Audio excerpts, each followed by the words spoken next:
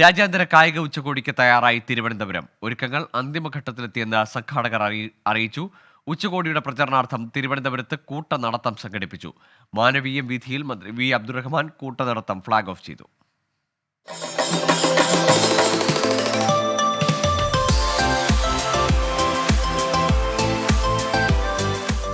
കെ-വാക്ക് കേരള നടത്തം, അതാണ് കായിക ഉച്ചകോടിയുടെ പ്രചരണാർത്ഥം നടത്തിയ കൂട്ടനടത്തത്തിന് നൽകിയ പേര്. അക്ഷരാർത്ഥത്തിൽ ആ പേര് പോലെയായിരുന്നു പ്രചരണ പരിപാടിയും. കേരളം ഒന്നിച്ചു നടക്കുകയായിരുന്നു. വിവിധ കായിക ഇനങ്ങളിൽ പ്രാഗൽഭ്യം തെളിയിച്ചിട്ടുള്ള താരങ്ങളാണ് പ്രചരണ പരിപാടിയിൽ അണിനിരന്നത്. Fencing, football, archery, roller skating, karate, rollball, wushu തുടങ്ങിയ ഇനങ്ങളിലെ കുട്ടിത്താരങ്ങൾ മുതൽ പരിശീലകർ വരെ. കൂടാതെ കായിക വകുപ്പിലെ ജീവനക്കാരും കെ-വാക്കിൽ പങ്കാളികളായി. കായികമന്ത്രി വി അബ്ദുറഹ്മാൻ പരിപാടിക്ക് നേതൃത്വം നൽകി.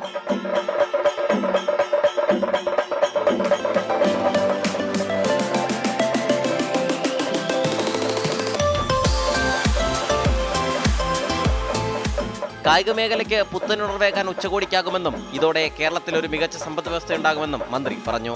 നമ്മുടെ സംസ്ഥാനത്ത് തന്നെ ഇത്തരത്തിലൊരു സമിറ്റ് നടത്താൻ കാരണം കേരളത്തിലെ കായിക രംഗത്ത് വലിയ മാറ്റങ്ങൾ കൊണ്ടുവരാൻ ഉതകുന്ന രീതിയിലുള്ള പുതിയ വിഷയങ്ങൾ ഈ സമിറ്റിലൂടെ പുറത്തു വരും എന്നുള്ളത് കൊണ്ടാണ്. പഞ്ചായത്ത് മുതൽ സംസ്ഥാന തലം വരെ കായിക മേഖലയ്ക്ക് ഉണർവുണ്ടാകുന്ന മൈക്രോ ലെവൽ സമിറ്റുകൾ ഇപ്പോൾ പൂർത്തീകരിച്ചു കഴിഞ്ഞിട്ടുണ്ട്. രാജ്യത്ത് തന്നെ ആദ്യമായി സ്പോർട്സ് എക്കോണമി നടപ്പിലാക്കുന്ന സംസ്ഥാനമായി നമ്മൾ മാറാൻ പോവുകയാണ്.